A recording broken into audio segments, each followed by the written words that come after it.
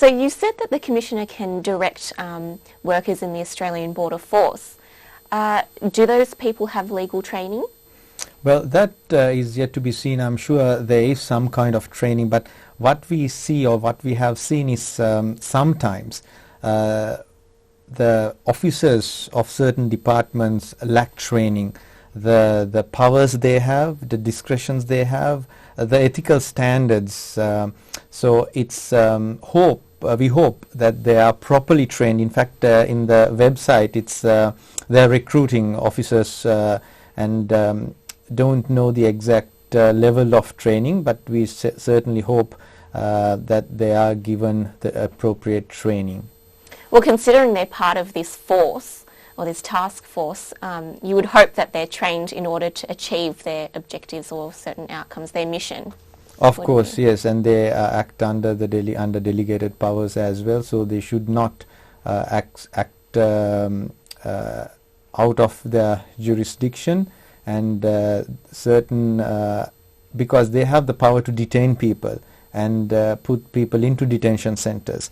So we hope they follow their guidelines, ethical standards in doing their job, so to speak. Dinesh, do you know how exactly the force was going to identify people who were committing visa fraud or are here illegally? Don't know, but that's exactly a question that we need to ask them. There are certain compliance processes, policies that they need to be following. It's again, we are hopeful that officers are given proper training and follow the compliance regime. We don't want to see, like for example in 2005, Vivian Alvarez case and also Cornelia Rao, and the most recent situation with Michael McFadden, where Australian war veteran was taken into detention and was about to be or was planning to be deported. Did you say deported? Deported. Where exactly. to? Don't know, again, probably to Ireland, but the facts of the case is interesting, and we hope that, again, I stress the fact that the officers of the Border Force are properly trained and follow the ethical standards and the compliance regime. Tell us a little bit more about detention and what that involves. I'll probably tell you about the cases that I've just mentioned.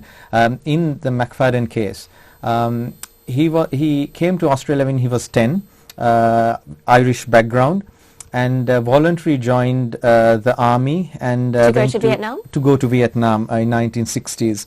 And he came back, and the RSL has indicated that certain war veterans, as in this case, has developed certain post-traumatic disorders, and because of that he had alcohol use, and he got into trouble with the authorities.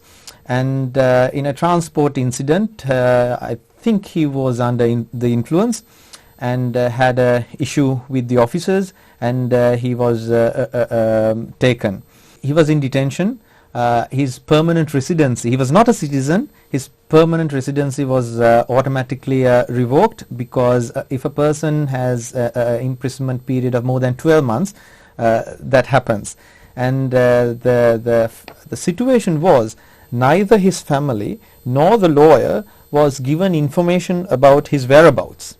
And in fact, I am facing an exact sort of same situation with a person, a lady with a Chinese background, born in 1930s. She was on a bridging visa, and she has been now taken to detention somewhere in Australia. The daughter and the granddaughters were not given information. Have they tried to contact the department? They have tried. In fact, today our office tried to call the Department of Immigration as and the lawyers, the legal representatives. And we know in certain situation, if a client was taken to custody, we send a fax to a particular area and we get a response back saying the person is in such and such location or place. So why can't the department do that? Is that what you're saying?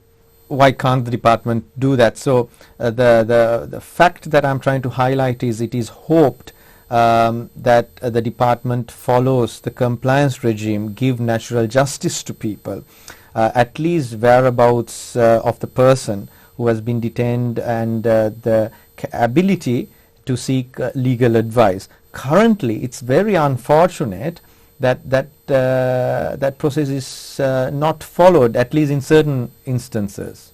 Are there any other instances in which that might arise, say on secret on board?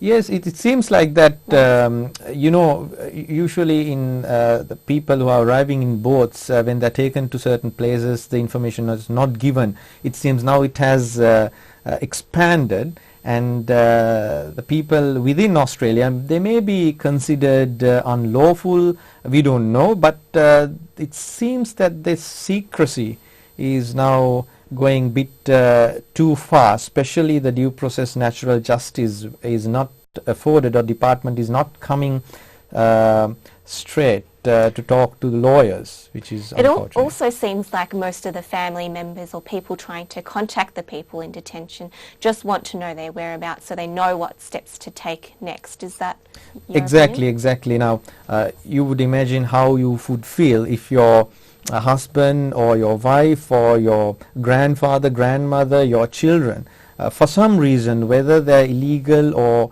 not is a different question, but taken into custody and not given information, and the lawyers are unable, or the department is not giving access.